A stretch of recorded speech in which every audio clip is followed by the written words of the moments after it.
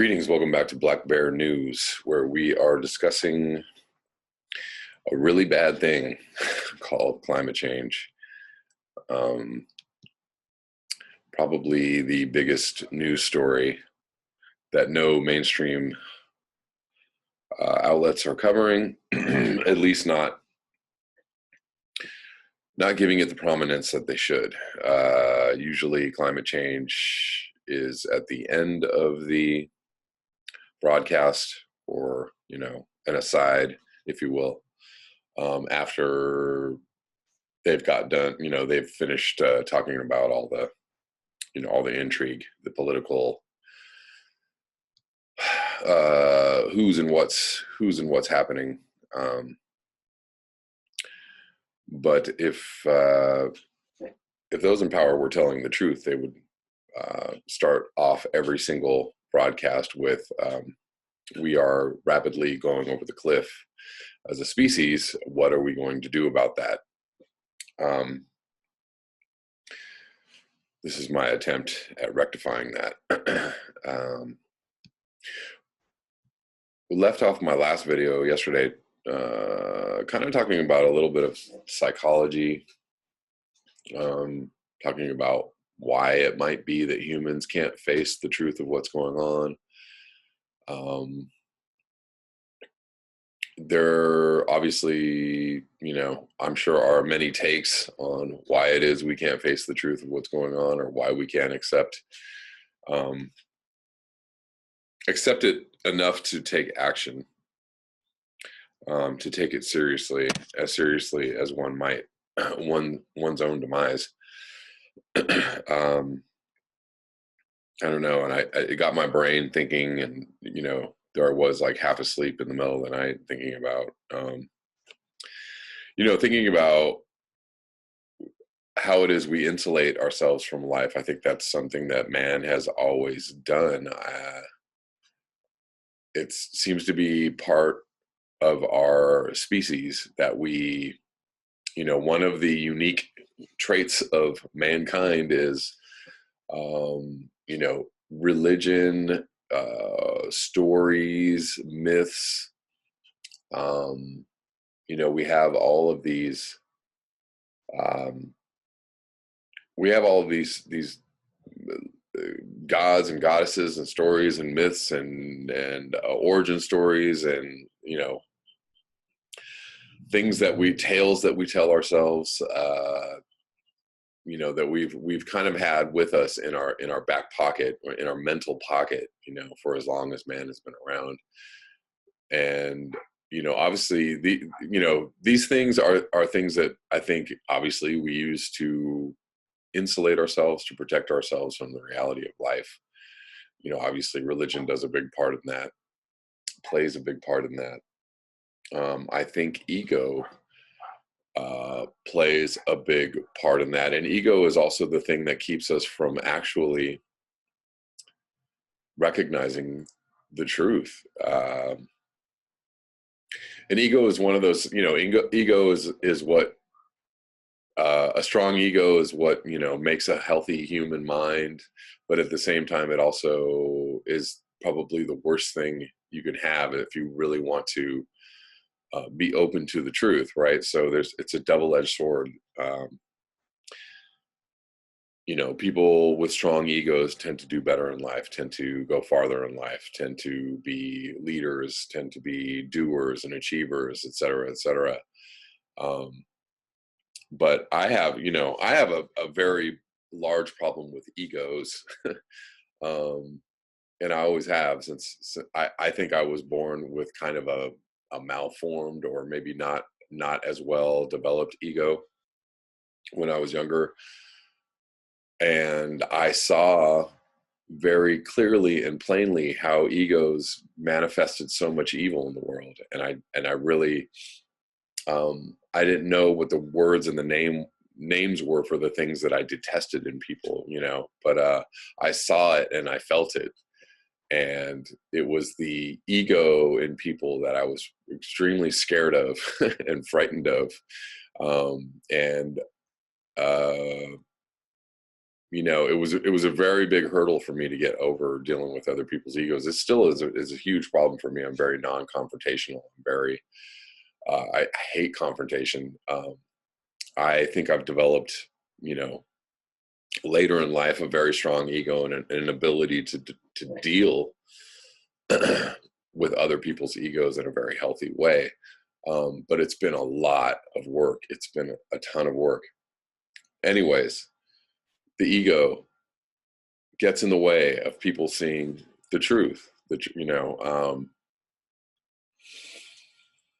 the ego is something that drives, most human beings on this planet. We develop an ego early in childhood. The ego is, built on things that our parents tell us and built on things that we experience.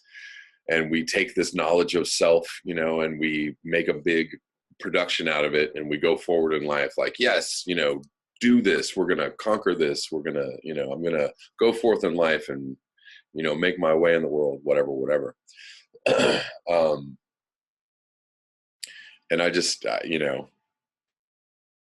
there is obviously the obvious downfall of this mechanism, this human mechanism, is that, we go forward blindly with false bravado and probably a lot of false expectations in order to achieve things in the world or survive and to do what we need to do in the world. And we do that at the expense of the truth or right action. This is why, some Eastern philosophies are built around, losing the self or getting past the self. The self I take as being the ego. Probably in Western philosophies, you would see it as being humbling yourself to God.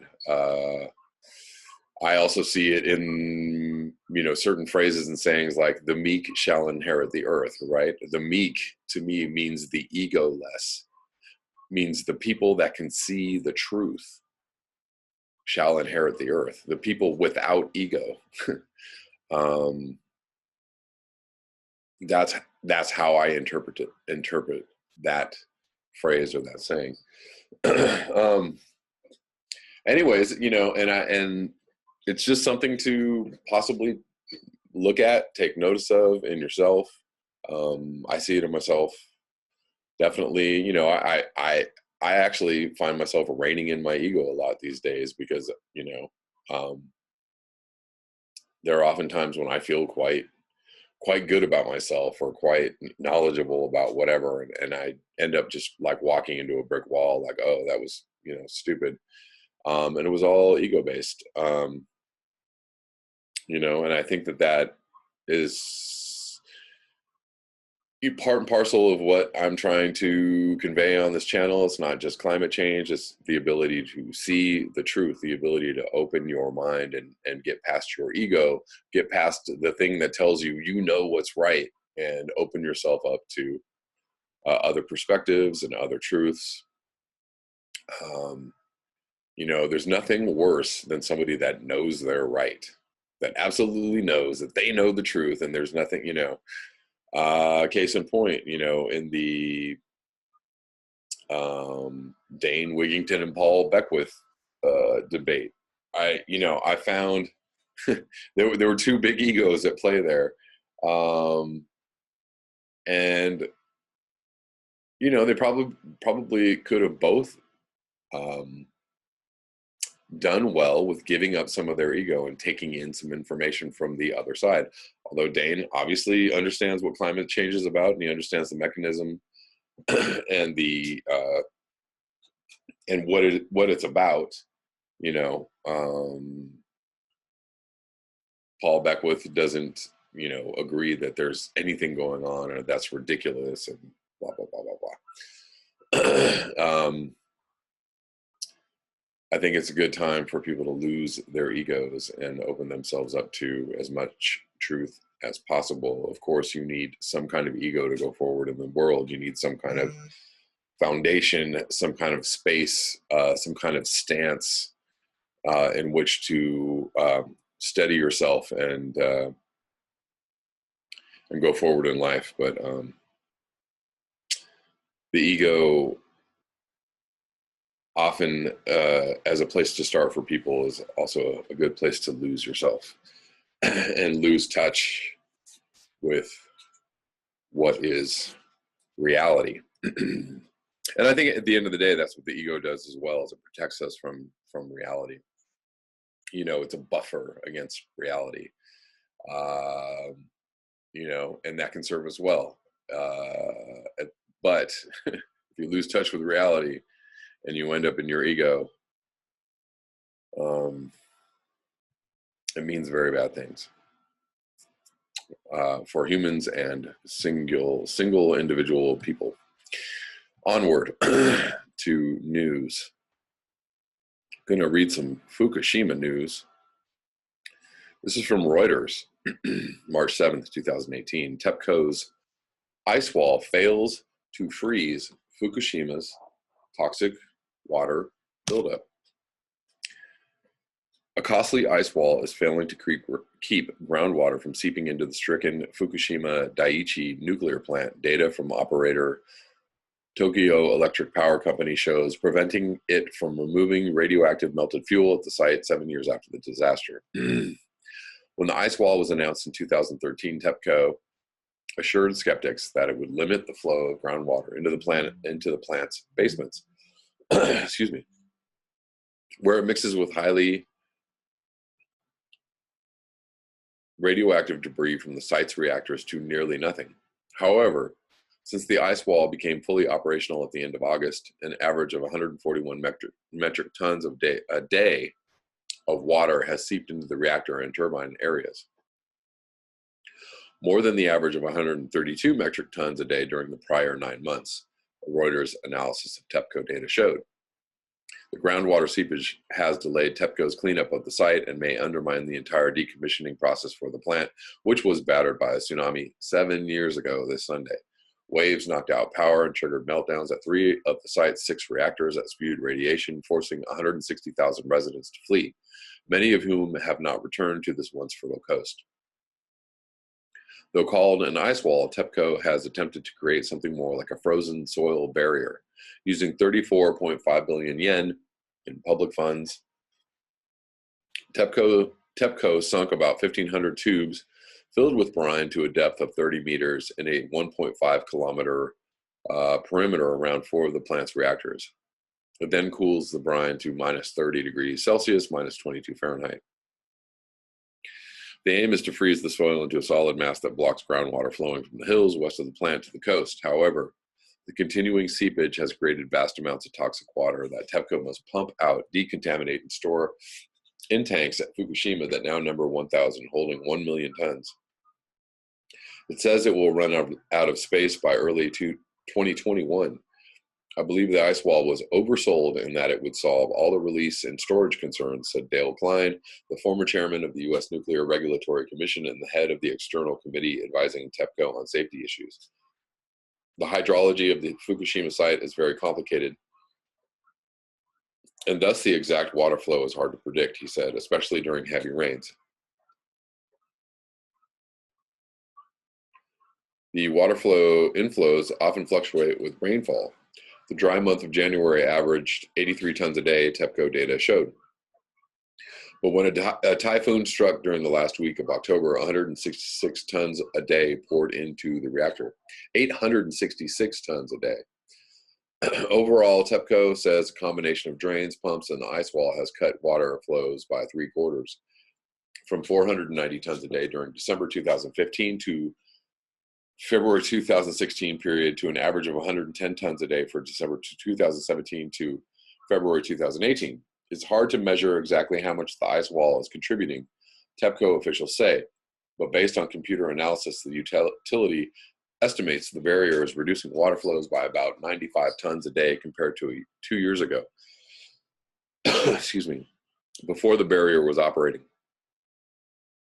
Our assessment is that the ice wall has been effective, said Nahiro Masuda, Tepco's chief decommissioning officer, adding that rain falling within the ice wall perimeter contributed to surging volumes. We now believe we have a system in place to manage the water level. However, a government commission panel on Wednesday offered a mixed assessment of the ice wall, saying it was partially effective, but more steps were needed. Controlling the groundwater seepage using the ice wall has been central to Japan's program to show it had the Fukushima decommissioning in hand. The barrier was announced just days before Tokyo won the bid to host the 2020 Summer Olympics, and Prime Minister Shinzo Abe declared the Fukushima was under control in his final pitch to the International Olympic Committee. Yay, let's have the Olympics. In addition to the building costs, the ice wall needs an estimated 44 million kilowatt hours of electricity to run a year, to run enough to power about 15,000 typical Japanese homes. Meanwhile, Tepco must decide how to cope with the growing volume of water stored on site. The purification process removes 62 radioactive elements from the contaminated water, but it leaves tritium, a mildly radioactive element that is difficult to separate from water. Not considered harmful in low doses, tritium is released into oceans and rivers by nuclear plants around the world at various national standard levels. Yeah, that can't be good. But local residents, particularly fishermen, oppose ocean releases because they fear it will keep consumers from buying Fukushima products. Many countries, including South Korea and China, still have restrictions on produce from Fukushima and neighboring areas. A government-commissioned task force is examining 5 options for disposing of the tritium-laced water, including ocean releases, but no decision has been made. Ken Bussler, a radiochemist at the Woods Hole Oceanographic Institute in the United States, suggests that Tepco should open the tanks to external inspections to see if the water is safe. From the public's viewpoint, I think they'd want a bit of independent confirmation, Bussler said, or Bussler. It's no harder and a lot cheaper than building an ice wall. Yeah. Transparency is needed indeed. This is it's a crazy situation.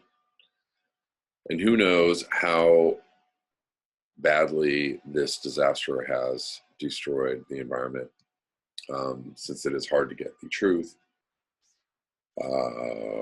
For sure, from the Japanese government, and who knows what other governments are hiding or not studying or not taking data about how badly this contamination has affected the rest of the globe. Nuclear power is a bad thing, and we need to decommission every single nuclear power plant on the earth if we have even a slim chance of surviving. This is one of the major factors in the 6th mass extinction of the earth, because when industrial civilization goes, nuclear plants go, and then everything goes. The end. Moving on. More evidence that renewable energy simply won't work. Excuse me.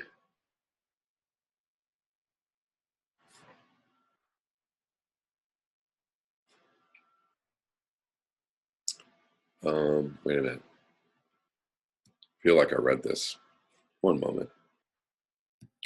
Okay, no, I guess I did not read this. Too many articles on the brain. This is from the Register, UK. Renewable energy simply won't work, top Google engineers. 2 highly qualified Google engineers who have spent years studying and trying to improve renewable energy technology have stated quite bluntly that renewables will never permit the human race to cut CO2 emissions to the levels demanded by climate activists. Whatever the future holds, it is not a renewables-powered civilization. Such a thing is impossible. Both men are Stanford PhDs. Ross Konigstein, having trained in aerospace engineering, and David Fork in applied physics. These aren't guys who fiddle about with websites or data analytics or technology of that sort. They are real engineers who understand difficult maths and physics, and top bracket even among that distinguished company. The duo were employed at Google on the REC project, which sought to enhance renewable technology to the point where it could produce energy more cheaply than coal. REC was a failure, and Google closed it down after 4 years. Now, Koningstein and Fork have explained the conclusions they came to after a lengthy period of applying their considerable technology expertise to renewables in an article posted at the IEEE Spectrum. The two men write, at the start of the REC, we shared the attitude of many stalwart environmentalists. We felt that with steady improvements of today's renewable energy technologies, our society could stave off catastrophic climate change. We now know that to be a false hope. Renewable energy technologies simply won't work. We need a fundamentally different approach. That means less things, less people, less stuff. One should note that REC didn't restrict itself to conventional renewable ideas like solar PV, wind farms, tidal, hydro, etc. It also looked extensively into more radical notions such as solar thermal, geothermal, self-assembling wind towers, and so on and so forth. There's no get-out clause for renewables believers here. Koningstein and Fork aren't alone. Whenever somebody with a decent grasp of maths and physics looks into the idea of fully renewable powered civilized future for the human race with a reasonably open mind, they normally come to the conclusion that it simply isn't feasible. Merely generating the relatively small proportion of our energy that we consume today in the form of electricity is already an insupportably difficult task for renewables.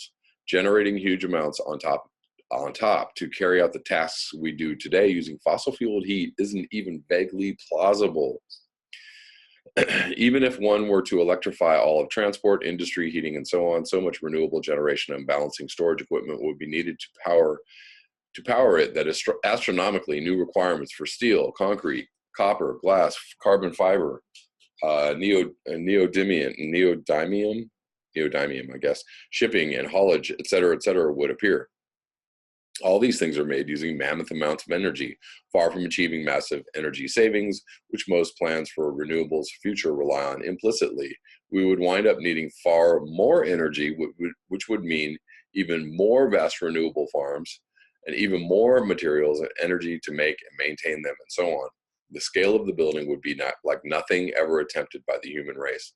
Oh, don't tell that to the industrialists. They love the sound of that, don't they? In reality, well before any such stage was reached, energy would become horrifyingly expensive, which means that everything would become horrifyingly expensive. Even the present well under 1% renewables level in the UK has pushed up utility bills very considerably. This in turn means that everyone would become miserably poor and economic growth would cease. Well, is that such a bad thing? The more honest, hardline Greens admit this openly. That, however, means that such expensive luxuries as welfare states and pensioners, proper health care, watch out for that pandemic, reasonable public services, affordable manufactured goods and transport, decent personal hygiene, space programs, watch out for that meteor, et cetera, would all have to go. None of those things are sustainable without economic growth. Get out of here. Yes, all of these things have to go. So nobody's up for that. And yet stalwart environmentalists like Koningstein and Fork, many others, remain convinced that the dangers of carbon-driven warming are real and massive. Indeed, the pair reference the famous NASA boffin, Dr. James Hansen, who is more or less the daddy of modern global warming fears, and say, like him, that we must move rapidly, not just to lessened, but to zero carbon emissions, and on top of that, suck a whole lot of CO2 out of the air by such means as planting forests. So, how is this to be done? That is an existential question. I'm going to leave you all right there. This is the end of this video. I'm going to come back with another video. Thank you so much for your eyes, your ears, and your conscience. Thank you so much for your generous and wonderful contributions to this channel over the last few weeks and months and years. Have I even been around for a year? I think I actually passed a year. I will be back with another video shortly. Peace.